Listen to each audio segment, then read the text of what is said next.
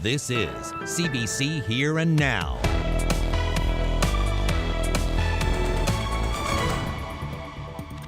Five years since Jennifer Hillier-Penney went missing in St. Anthony. We talked to her family tonight about their fears that the police may soon give up on the chase for the truth. My biggest fear is that they're going to come to me one of these days and say, we've exhausted all avenues and it's going to become a cold case. Rain and record-breaking temperatures for the last day of November. We're in for a big change, though. Snow squall watch for the West Coast. The union says it's a new day for the Come-By-Chance refinery. There's a future for our members, the communities in Newfoundland and Labrador. By the middle of next year, the refinery will be producing renewable fuels. At least 200 full-time jobs. That story coming up. Good evening and welcome to Here and Now. I'm Anthony Germain. And I'm Carolyn Stokes. We begin on the southwest coast where there's been no major damage to the highways after last night's heavy rain. The Department of Transportation says there was some damage to highways in the Corduroy Valley, though, like this one at French Brook in Searston, where the road washed away. And the Canadian Coast Guard continues its support for the southwest coast. It tweeted these pictures today saying a helicopter carried 1,200 pounds of fresh milk from Port aux Basques to St. Andrews, one of the communities that's been isolated due to the washouts.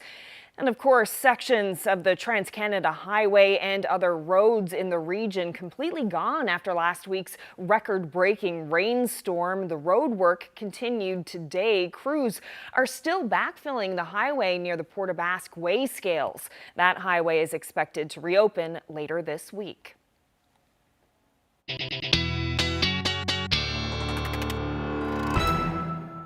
And just how much rain did we get with this last bit over the last 26 hours? Port aux Basques picked up another 50.3 millimeters of rain along the strait as well. Red Bay, 60.6 millimeters of rain. And then Mary's Harbour, similar to that, St. John's. It was pretty rainy earlier today. Picked up about 26 millimeters of rain. Not only was it rainy, it was warm today. A number of records broke a number of broken records this afternoon. Gander 14.9 degrees, Twillingate 13.8, St. Lawrence reached a high near 13.3 degrees, and then we've got Lassie, Burgeo, and St. Anthony all broke records today. Those were back from 2011. So the reason for that was we saw this area of low pressure roll through. Temperatures have dropped quite significantly for the west coast. In behind this cold front, we're getting back into that northerly or westerly flow, and there's a good chance that we could see some snow squalls develop this afternoon. Mentioned that, or later this evening rather, mentioned that yesterday. We've got snow squall watches in effect for parts of the west coast. Some of these squalls, if they do develop, could drop between 10 to 20 centimeters of snow. I'll break that down for you coming up.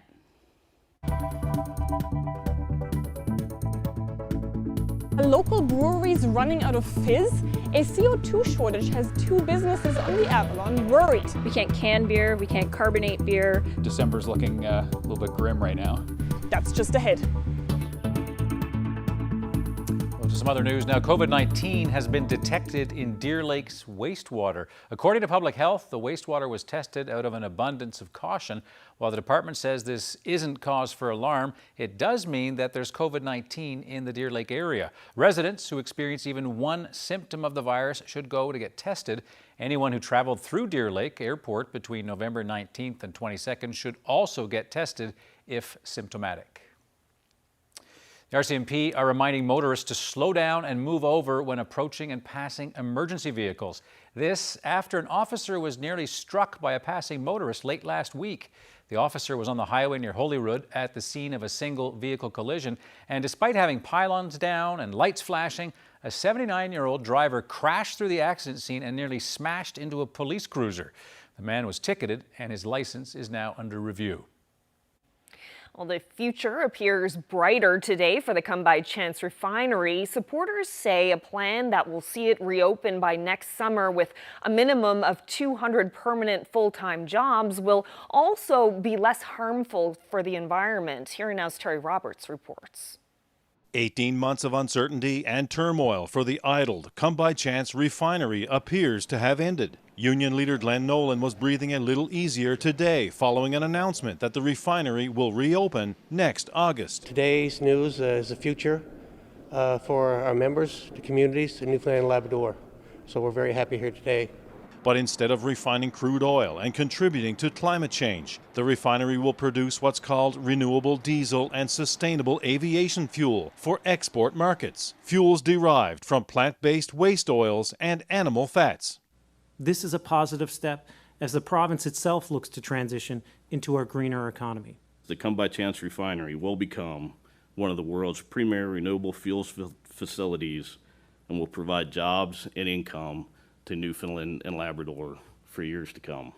The refinery will be operated by a new company called Brewery Renewables, majority owned by a Texas firm called Cresta, with Silver Peak staying put with a significant minority stake. To say that we now have an exciting future in front of us. Work on converting the refinery has begun with 400 people on site for now, an investment of $400 million, with plans to produce 14,000 barrels of renewable fuels daily by next summer, and double that figure within a few years. The province has agreed to accept responsibility for historical contamination at the site, up to a maximum of $180 million. It's a renewal of a previous environmental indemnity that did not include a cap to protect taxpayers. In exchange, the new owners will guarantee at least 200 full-time jobs, a stable fuel supply for the province, and continuous operations of the refinery. This today is news that we have been waiting for, all of us, for some time. It's about half the previous workforce,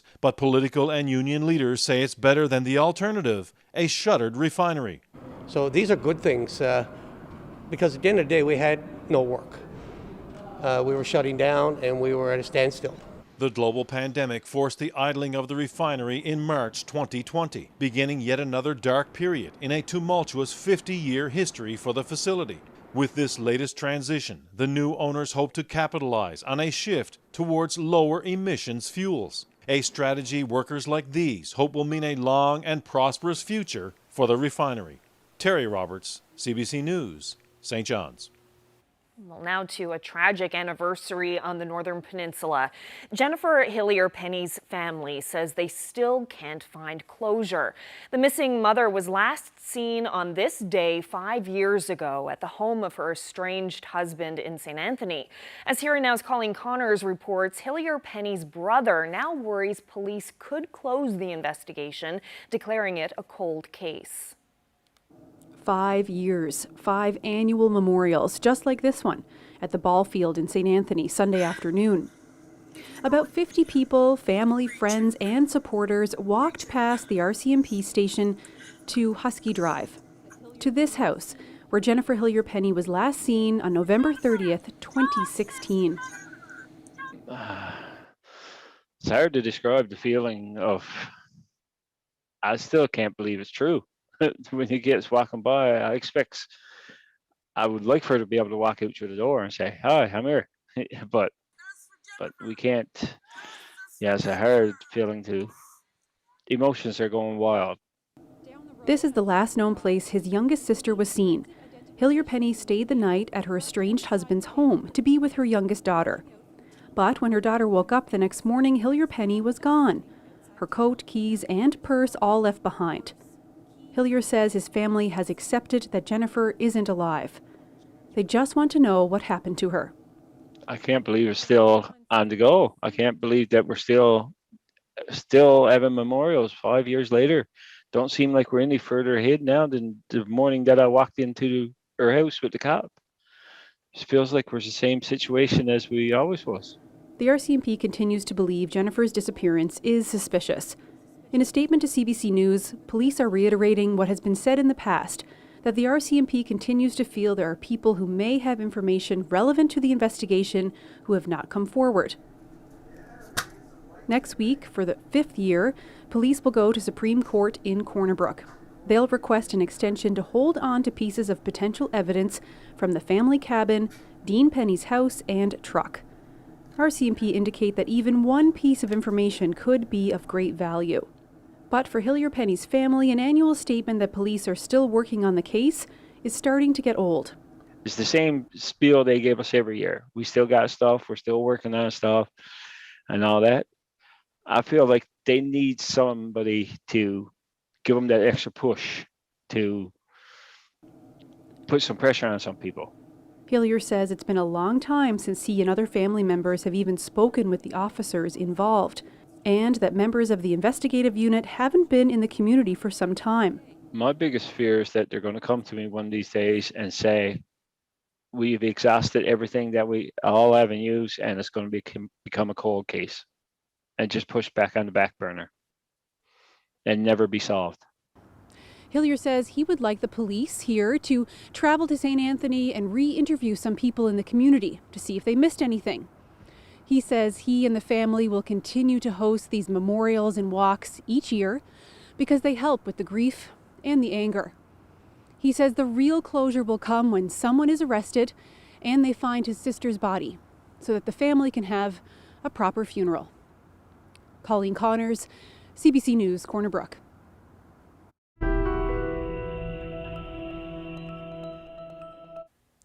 Well, timber that was cut to clear the way for the Muskrat Falls project is being shipped off to an unknown buyer in Asia. As the CBC's Reagan Burden reports, it's taken some time to get the project underway, but the forestry company hopes that this opens the door for other overseas sales. It's been a long wait for JP Forestry. While this may look like a regular load of timber, there's a lot of excitement over this wood. We finally have a ship in town, and as I turn around, I'm just so proud to see that ship, and this is just the very beginning of many, many more to come.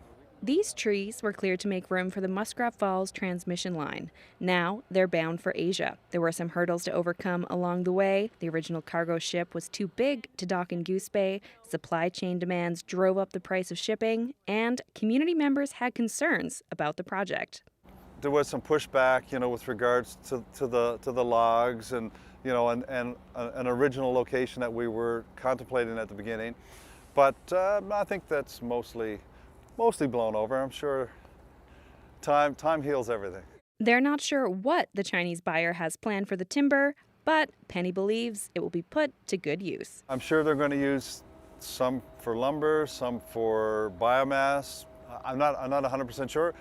Who knows? Could be, they'll use every bit of it. While this project uses timber that's already come down, JP Forestry also has wood cutting permits for future plans. There are a number of different phases that we're looking forward to. Some of it, is still speculative, but we're definitely moving ahead with it. Some stuff, as it happens, we'll certainly be in a position to chat a little more about it. But let's just say we have a lot of plans for Goose Bay and area, and a lot of employment opportunities for Innu and local employees. It's going to be a lot of work coming up here in the next couple of years for sure. Penny says this current project has created about 45 jobs, but details surrounding future jobs are still being kept under wraps. Reagan Burden, CBC News, Happy Valley Goose Bay. Well, a shortage of CO2 spells bad news for two breweries on the Avalon. Carbon dioxide plays a critical role in that industry. And as Here and Now's Henrika Wilhelm reports, a gas shortage, no bubbles, could mean no beer on tap come Christmas. Malt, hops, water, yeast, all crucial ingredients for brewing beer. And so is CO2. If we don't have CO2, we can't serve beer, we can't can beer, we can't carbonate beer, we can't push beer into the tanks it needs to be pushed into, we can't dry hop. It even impacts our ability to clean kegs and clean everything. So when we run out of CO2, we're pretty much at a standstill. Typically, we can anywhere between 3 and 10,000 cans a week. And we had 1 week where we were fully out of CO2 and we weren't able to can anything. Landwash Brewery in Mount Pearl has been struggling to get CO2 since the beginning of the pandemic. And now Bannerman Brewing Company in St. John's is also feeling the stress. We've had no issues over the past few months getting supply, and the price has stayed consistent, so we've had no reason to worry. It's only when I started kind of hearing rumors last week that I started making some calls, and it's very real, so December's looking a little bit grim right now. Both breweries get their gas from global supplier Linde, which sources CO2 for the province from New Brunswick. For now, no word from that company on what's causing the holdup. In the meantime, both breweries are preparing for the worst-case scenario. We try to keep several small canisters of CO2 always on hand so we can at least serve beer. And we're just going to keep on calling Lindy and making sure that they have us on their delivery routes and making sure that we can keep our tank as full as possible and hope that we can make it through the holidays. It's a little bit worrisome for sure. I mean, we're just about to hit December, and it's, probably one of the busier months of the year, followed by a few dark, long, slow months. So yeah, I mean, the service industry is all about kind of getting as much in December as you can. Maybe we would stop packaging beer and just have it in-house to try and get us through December. But yeah, the plan is right now to just grab a bunch of little tanks and hope that can keep up. Usually Landwash gets a CO2 delivery every 7 to 10 days, Bannerman every 2 weeks. A possible solution if the supply shortage doesn't get resolved, pausing the sale of cans so that customers can still enjoy a cold one in the tap room. Henrike Wilhelm, CBC News, Mount Pearl.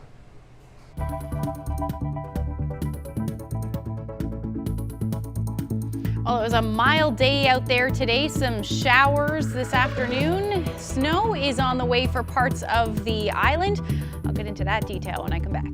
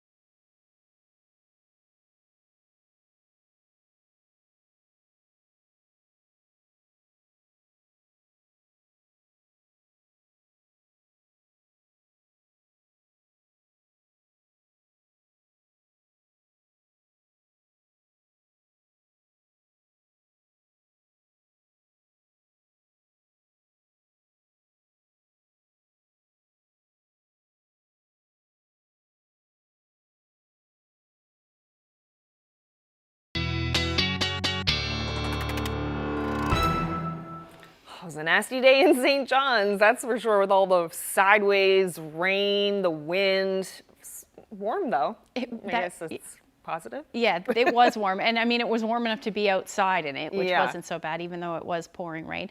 Still got out for a walk with Rizal. She was not very happy with me, but but she had an adorable raincoat on. She did have an adorable raincoat on. Yeah, definitely did. But the only good thing about rain is that you get to put the cute raincoats on the dogs. On the dogs. It's so true. Yeah, it was warm out there though. Temperatures into the double digits across the board. Let's take a look at those numbers. 7 places today across the island broke records. There you go. 11 to 15 degrees there in Gander this afternoon. Temperatures even for southeastern Labrador above 0. Mary's Harbour 9 degrees. Cartwright at 2. The rest of Labrador though hovering in the minus single digits this afternoon. And we're seeing a big drop in temperatures thanks to this cold front that's sweeping through now. It's almost made its way through the island, and that will continue to do so. And in behind that, we're seeing that temperature change, a big drop in temperatures along with that wind shift. And we're seeing that certainly west coast already down to the single digits, 2 degrees in Corner Brook, 1 in Port aux Basques, and those temperatures up across Labrador pretty similar, -9. Right now in Lab City. Cartwright is hovering around the 0 degree mark. Now those temperatures still in double digits for Twillingate, Bonavista, but that will drop as we head through the night tonight. Still some snow on the go up across Labrador though. Hopedale through to Rigolette under a snowfall warning that will continue, as well as Happy Valley, Goose Bay, Eagle River, and now Mary's Harbour is under a rainfall warning. Only looking at probably about 5 to 10 more millimeters of rain falling, because as this system continues to track a little bit further north, everything that will fall as snow tonight, or at least transition through to snow. And then as far as the island goes, the shower activity will eventually taper off as well, looking at partly to mostly cloudy skies overnight tonight. But as we see that onshore flow for the west coast, along with those temperatures dropping through the night, we're looking at the risk of some snow squalls. And some of these snow squalls will be pretty significant. In fact, taking a look at the snowfall accumulation, we'll start in Labrador. This is what you're expecting through the night tonight. Another potentially 5 to 10 centimeters. Higher elevations could see 10 to 15 centimeters. And then that will end fairly quickly as we head through Wednesday morning. The snow squall watches, though, are in effect for the west coast.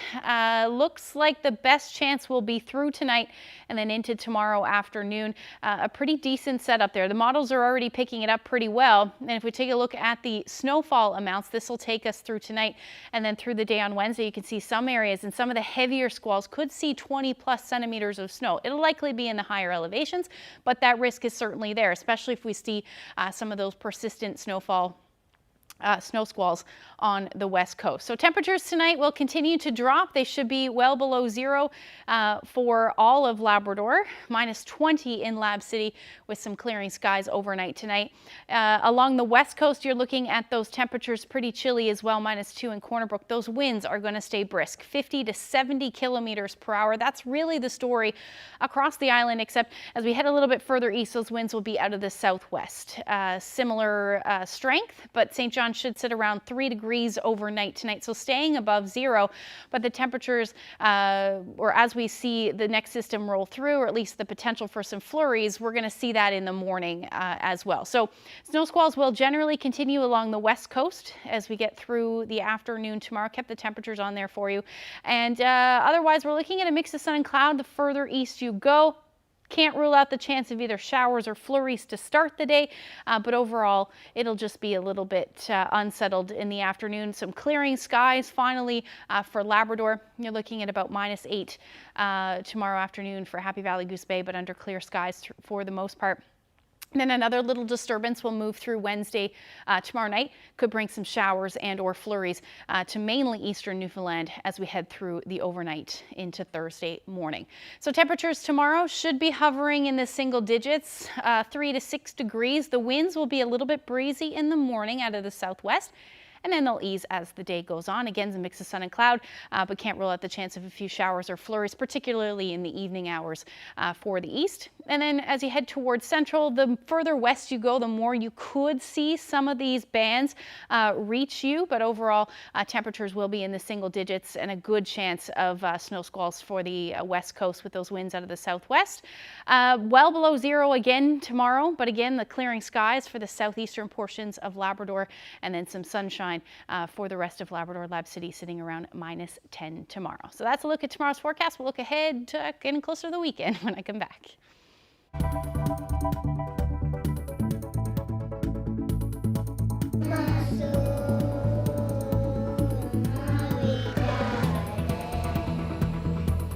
Giskup na dabu away, we get we goose double we ska job dabu. Today is Tuesday. Well, I thought for a moment that it couldn't come back, or there was no chance. I'd stop doing it. But I know in my heart and soul that it can come back. It will come back. Bringing the Mi'kmaq language back to the classroom, take you to Conn River for a lesson.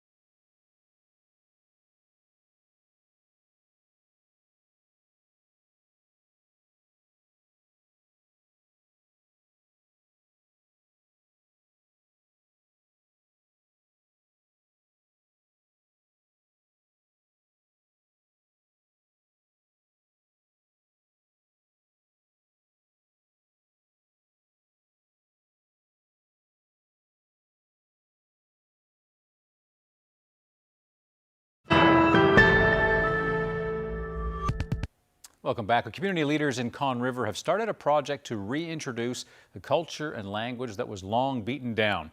The Mi'kmaq language thrived for centuries before contact with the Catholic Church suppressed it. Now it's nearly lost. Here Now's Garrett Barry brings us the story of the journey to bring a language back to life. It's morning at St. Anne's School. Kiskuk Nanewawe. Today is Thursday. And scary words in whatever language. A spelling test. Remember? Pop quiz. If one pass it down. It's not just pronunciation and spelling. See. First letter, B. These lessons get at the very root Anybody have anything different? of what it means to be Mi'kmaq. No? Language and culture are mutually inclusive, and you know, the old saying is you can't have one without the other. From kindergarten to grade 9, students here are reintroduced to the sounds of the Mi'kmaq language. Welly Giskuk, it is a beautiful day today. That's one. An understanding more of the language if they heard it being spoken. It's not a foreign language, right? It's not a foreign language anymore. It's a project at the very heart of the Malbegek First Nation. W-A-S. Because right now, for many, it is a foreign language. And Father St. Cry, from stories that I've been told, decided that it was a evil devil language and shouldn't be spoken. It thrived for years until a Catholic priest, Father Stanley St. Croix, prohibited the use of the language in church. He decided all children must be taught in English, and any child who spoke Mi'kmaq would be strapped. To finish high school, some children were taken away from their homes, brought to St. Albans, and put in boarding homes. We never had residential schools, but it was the next best thing to a residential school. Spending days in the corner kneeling on your knees just because you had holes in your shoes, so it was fun. The teacher would encourage people to make fun, stuff like that. This year, in October, the Roman Catholic Diocese of Grand Falls apologized for taking children away from Conn River, for separating brothers and sisters, and for leaving children underfed. The treatment we got was probably no different than they had in any small school in Newfoundland, but the difference was they stole our language, forced us to give up our language. And that was the difference. The children in Miss Angela's class know these hard truths. People tried taking it from us, and now we're learning it again. When I teach them about the residential schools and that how, it was forbidden and that it's so important, for us to be able to bring it back and to speak wherever, not just in the classroom, in the school, in the hallway. I'm going to ask a volunteer. But the oppression of the language still echoes today. In this class, children can't often go home and look for help with their homework. Go away, Giskuk. Outside these halls, there's very little Mi'kmaq spoken. Go away, Giskuk. What is today? We couldn't find people within the community that were willing to share because A, they didn't have the confidence, B, they didn't have the experience, and they weren't comfortable speaking Mi'kmaq language because of everything associated with it. It's a dirty, it's wrong, it's sacrilegious, whatever you want to call it. So to see the children learn again is emotional. It's like I tell them, you're the teacher, right? Take these words home and read them to your mom and dad or nan or pop or whoever it is. I hear them practicing amongst themselves, and they're using it in not only just in the classroom but in the hallways. I hear them and it's beautiful. But when they leave class at the end of the day or at the end of the school year, many kids have no reason or opportunity to keep speaking Mi'kmaq. That's the next thing Chief Joe wants to change. My pet project, if you want to call it that, is to find some way to open up the school, the old school, for immersion. And when you walk in the door, you leave your English thinking language behind and you speak only Mi'kmaq. His vision is ambitious, the total return of a language that was beaten down. But Joe says it's essential. It's our heart and soul. There's things you can say in Mi'kmaq that you can't say in English. And, our language is so descriptive that if I went to Cape Breton and somebody asked me where I come from, if I said Malbegek, it describes where I come from. Even if it takes generations. Well, I thought for a moment that it couldn't come back, or there was no chance. I stopped doing it. But I know in my heart and soul that it can come back, it will come back, and just a matter of time, it'll be here. You all got it correct. Bossy is correct. Number 2. Garrett Berry, CBC News in the Malpequet First Nation.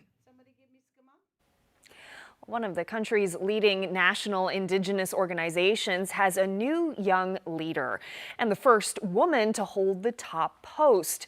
As Olivia Stevanovich reports, Cassidy Karen is guiding the Métis National Council into a new era. She's a young new leader and arriving at a momentous point in Canadian history.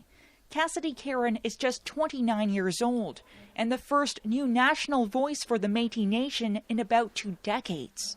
It's just time for this change, and it was just really exciting. Elected to the post earlier this fall, I hereby declare Cassidy Karen the president of the Métis National Council. She's already charting a new path to make reconciliation a reality. Karen is working closely with Ottawa to make sure agreements that recognize Métis governments and citizenship are put into action. What it means is to return to what we call Otipemiisiwak, which means the people who own themselves, the people who govern themselves. She's pushing the Métis Nation to follow through with plans to create its own laws. But first, Karen is facing a unity struggle.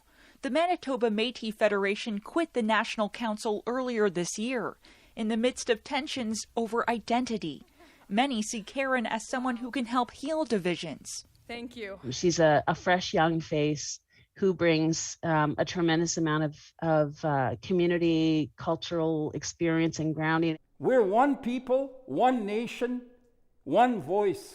Karen is also working with this Métis elder ahead of their trip with other Indigenous leaders to meet Pope Francis next month at the Vatican. The church destroyed. How are you going to fix that? Karen says it's about helping residential school survivors and the country turn a page. In order for reconciliation to move forward, especially with the Catholic Church, and to restore the balance in our communities, it starts with that apology from the Pope. A new leader on the national and international stage, pressing for a new era of healing. Olivia Stevanovich, CBC News, Ottawa.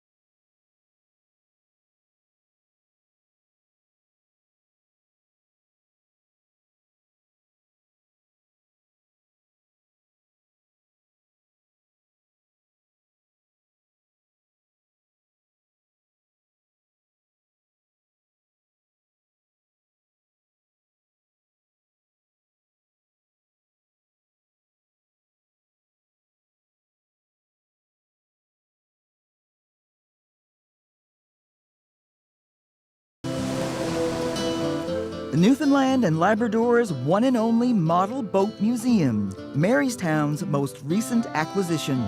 Sunday at 11:30 and Monday at 7.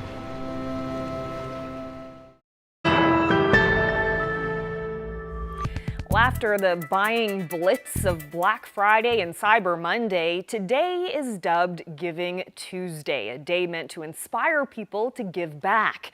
For local charity Stella's Circle, today marks the beginning of one of its biggest fundraisers, the Light Up Hope campaign. Once again, it will be a virtual Facebook event because of the pandemic, but people can watch the Hope sign light up online tonight, along with performances from Shanneyganock and the Stella's Circle Inclusion Choir. Well, today we spoke with the organization's interim CEO about the significance of the event, and we heard from someone who found a home with Stella's Circle. This is our 7th year, and it's really, it's the kickoff of what's probably our biggest fundraiser for the year now. And we do it around the Christmas season. Giving Tuesday, of course, thinking about instead of giving at this time of year. And then just making sure that, we are promoting it to provide as much funds as we can to support the programs that we provide. People are needing additional supports, particularly at this time of year. So we want to make sure that we have additional funds that can help people through the Christmas season and, of course, into the next year. By definition, I was homeless. I was fortunate enough I had friends who I had somewhere to sleep, I have a roof over my head, but I didn't really have a place of my own to call my own home. So I looked around and I discovered and heard about Stella's Circle, so I reached out to them and they really welcomed me. And like a lot of other people, I deal with mental health issues, which can make some everyday tasks a little challenging for me. And like almost everyone else, the past year and a half or so has been hard, but for people with mental health or mental disabilities, it's been extra hard. So I just found myself having a hard time dealing with things that are happening and struggling sometimes to do the everyday tasks. You just needed a hand. I just needed, that, pretty much to quote them, the hope, like that guiding light to help me figure out where I needed to go. Not everybody in our community has that safety or is feeling very happy or, are getting what they need. And these are very basic needs.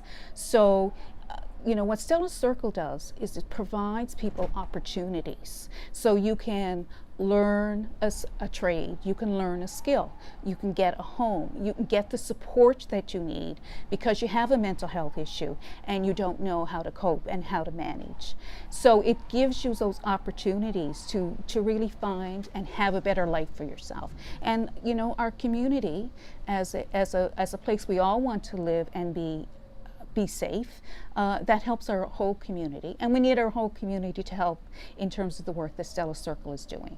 And I still remember the day I received that call from them and told me the apartment's ready, they have the keys, they're ready for me to come in. And I came in as fast as I could and they unlocked that door and I walked through it and just, as I said, it's so hard to put into words, but just that feeling of, how to describe it, it's like, just that moment, like I said it so many times during this interview, I apologize, but that light of hope, that spark, like it just switched on. Like I had that hope from the beginning once I met them, but it just blinded me in that moment, like this is my place. This is where I will sleep in comfort, be warm, feel safe. This is my home. People say home like it's a basic right, which 100% definitely is. It's a basic right, but people don't understand how much it really does. Physically, yes, it keeps you safe, but mentally, having a place that you will be safe, you can be comfortable, you can relax, which is so hard to do, especially with what we've all been going through the past year and a half or so with this pandemic. But just having that place is more than, and anyone else that's experienced like me, know that you can't really put into words. It's a special feeling that you just know. So the need is really quite large, and I think what we learned during COVID, it really became highlighted that there were a lot of people out there who were living in situations that were completely unsafe. that they really didn't even have a place to isolate if they needed to, because their living conditions were so poor. And that kind of started people thinking about, what is happening to people during COVID and how do we continue to support them. And there's been, some initiatives where we're really looking at affordable housing now and trying to make sure that everybody has a place that they can call home. And that's a safe place for them to be. So the need is great, and again, why we need to continue to fundraise for these important initiatives.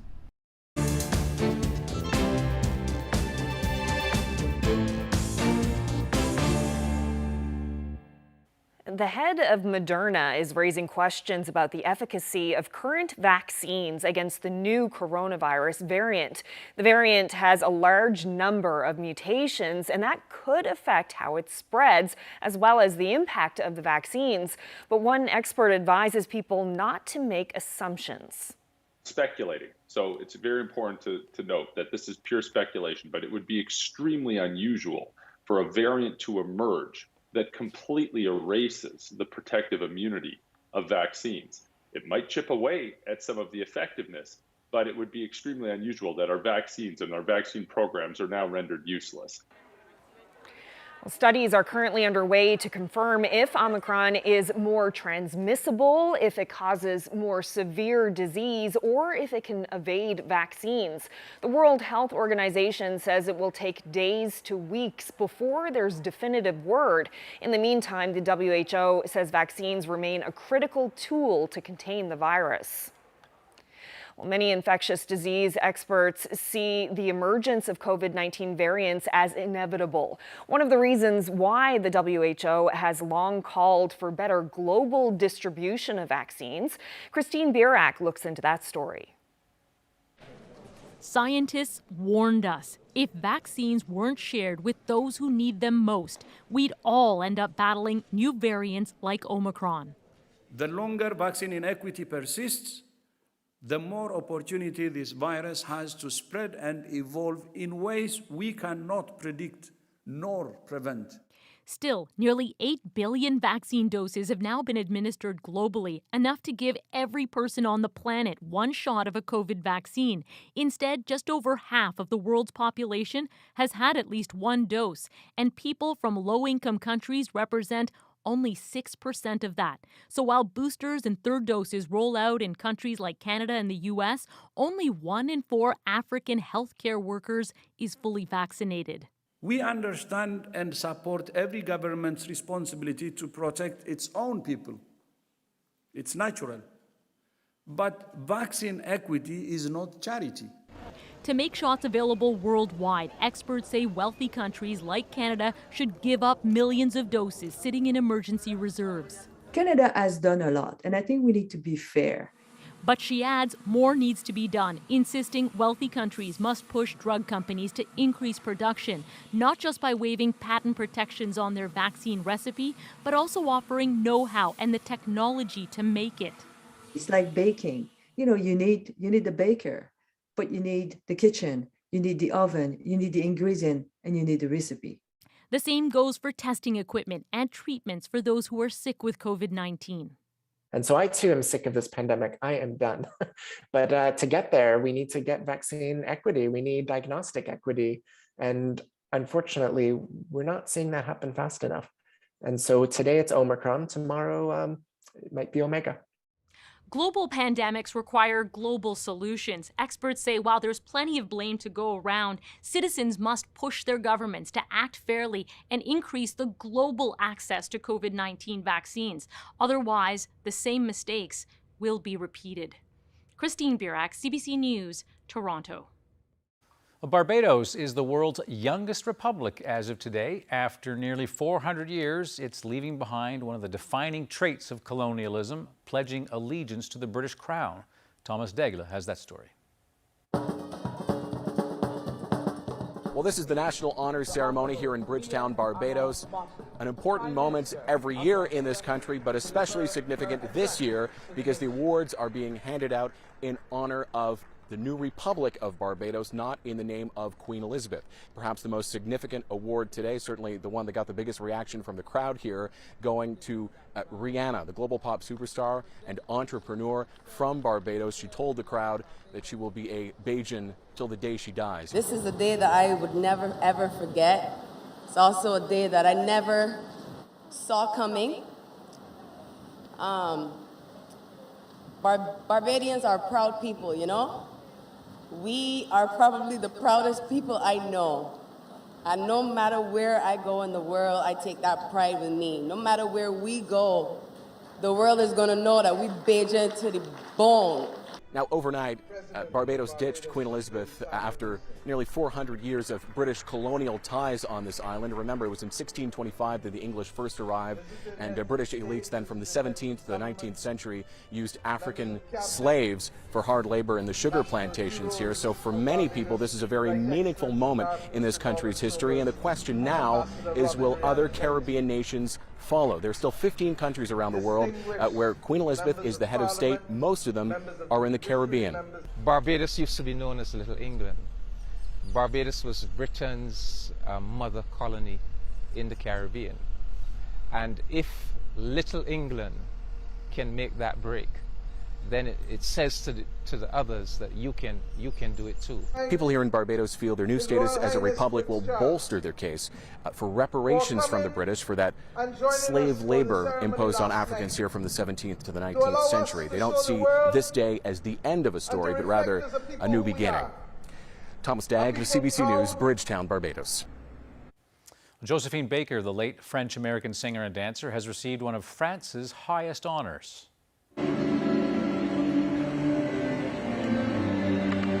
Baker was inducted into the Pantheon today in Paris, the resting place of the most honored French citizens. She's the first black woman to receive the honor and only the 6th woman ever. Baker was a U.S.-born performer who moved to France in the 1920s to escape racism. She became a superstar in Paris. During the Second World War, she was an Allied spy as well as a member of the French resistance. Now, in accordance with the family's wishes, Baker's remains have not been moved to the Pantheon from her burial place in Monaco.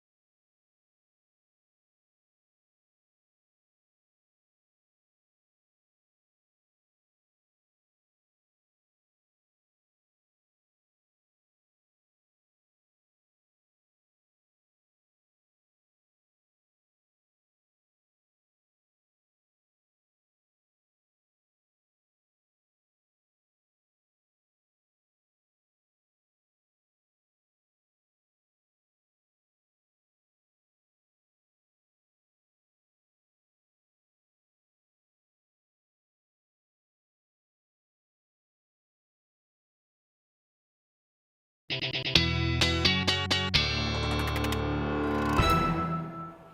so we've been talking a lot about rain, but my ears perked up earlier when you mentioned snow squalls. So we have some snow squalls on the way. Yeah, it's hard to believe we are, November 30th. Record-breaking temperatures today. And then tomorrow, it's certainly going to feel like Christmas is 25 days away. December, Definitely. tomorrow. December 1st. Yeah. Wow. Those snow squalls will be mainly affecting the West Coast. Let's take a look at the future tracker just to show you what's going to happen. So this is tomorrow night. As we see, those winds are finally going to shift as we head into the evening and overnight hours. So the risk of snow squalls will diminish as we get into Thursday morning. Not a whole lot happening across the province, really. Just looking at some cloudy periods through the day. And then as we head through the afternoon on Thursday, that risk of showers and or flurries will move through. Not a whole lot in the way of accumulation, but we're going to watch the next system for Labrador. We're going to bring in some snow, some light snow Thursday night. For the west, and then we're looking at the southern areas of the island, and we're going to see some more rain roll through. So this is the temperatures on Thursday. That risk of showers late day, or rain I should say at this point, and it's going to bring another push of mild air. We're looking at that southerly flow, double digits again on Friday for most of the island, and then we've got those temperatures in the minus single digits for Labrador. Again, that snow will move in. Eventually it'll make its way through central Labrador as we head through the evening hours on Thursday, and that will generally continue on Friday. But there's that big push of warm air. Unfortunately, the west and north of Labrador is going to stay on the cold side of that, but again, similar to what we just saw, that big warm up with the potential for some rain. Double-digit temperatures will return for most on Friday, and then back up above zero. So the snow changing to rain and then back over to snow for most of southeastern portions of Labrador. Now after that, as we get Friday, also going to be very windy. As we get into Saturday, another big drop in temperatures. So the chance of some flurries will move in. This will be your temperature probably in the morning. It'll actually dive as we head through the afternoon hours, back down to about -2 Saturday night, and then going to stay chilly through Sunday with that risk of flurries continuing, but the winds will die down a little bit as we get into Sunday. Now for central Newfoundland, you're looking at the windy conditions on Saturday. Look at the temperatures down into the minus single digits. So flurry certainly the story for you, with a few peaks of sun in the mix as well. Same thing for western Newfoundland. Temperatures really not going to move much between -2 and -4 through the weekend. Certainly a big change from what we started the week off. And then as we go up through eastern Labrador, we're looking at snow on Saturday, or at least some light snow, and then by Sunday, looking at a little bit of a break. Temperatures in the minus single digits, overnight lows dipping into the minus double digits. And then for western Labrador, your daytime highs staying between -10 and -12 with some flurries for the weekend. And definitely a snowy scene. Had to share this photo. Look at this is Ptarmigan on the highway between Loud City and Churchill Falls. I love ptarmigan. They're so cute. Oh, it's beautiful. What a beautiful bird. Yes, Angus shared that shot with us. If you have any weather photos, send them to NL Photos at CBC.ca. But that bird has no clue how to play hide and seek. No. They never do. They're white. Gorgeous. That's good enough. Yes. Gorgeous picture. Hide pretty well. Well, that's it for us. Thank you so much for joining us, everyone. Good night. Good night.